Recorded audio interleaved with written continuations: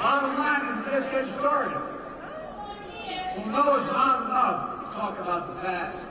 We need a vision for the future. Here's my plan for the first 100 days of the second term. Tom and I are calling on Congress to pass the John Lewis Voting Rights Act.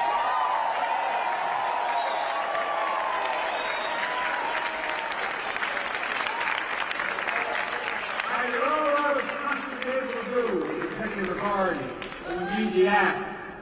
And we need to pass the Freedom to Vote Act. I'll sign the vote for the law immediately. And guess what? Come hell or high water, we're going to restore Roe v. Wade as the law of the land.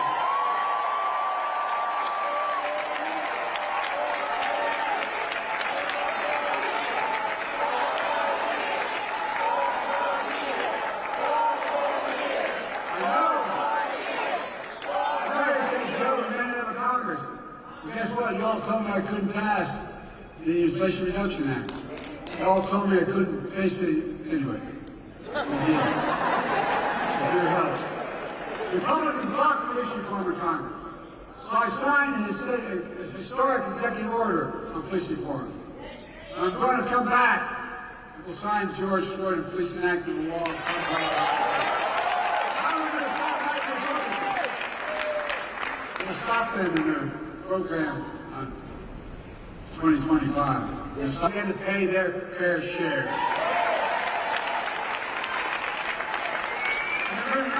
As I said, we're going to build 2 million affordable homes.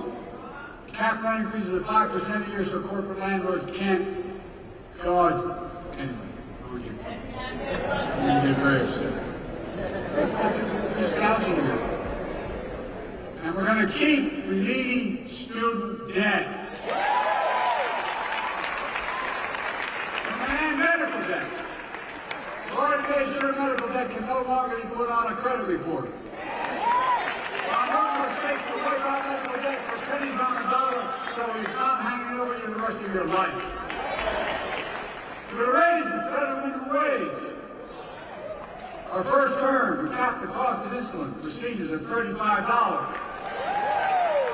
Total drug costs of seniors, beginning in 2024-5, at $2,000. And some of those cancer drugs are $10,000, $12,000, $14,000 a year. But the second term, we're going to do that for not just seniors, for everyone in America. By the way, not only saves lives, it will save taxpayers. Guess what I did on the first round on the Medicare? It saves the taxpayer $160 billion. They don't have to pay these exorbitant prices. Anyway.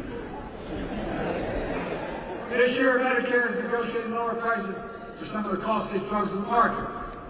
That threats everything. That treats everything from heart disease to arthritis. In the next term, I'm going to go further. Give Medicare the power to negotiate lower prices for 50 drugs a year, not 10. That not only will save lives, just as save the taxpayer another $200 billion a year. This is saving taxpayers. By the way, if you notice, all the stuff they said big spending by, we have lowered the deficit nowadays. We increased economic growth. Folks, here's what else I'm determined to do. Determined to end Trump's tax cuts to the very wealthy big corporations. Make the tax code fair. Ease the burden on working people.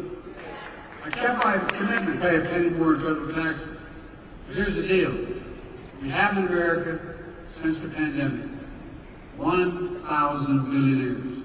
1,000. And how much in federal tax they pay? 8.2%. That's the federal tax, 8.2%. We're going to make billionaires pay a minimum of 25%, which is low. No billionaires should pay a lower tax rate than a teacher, a firefighter, a nurse, a janitor. That's simply ridiculous.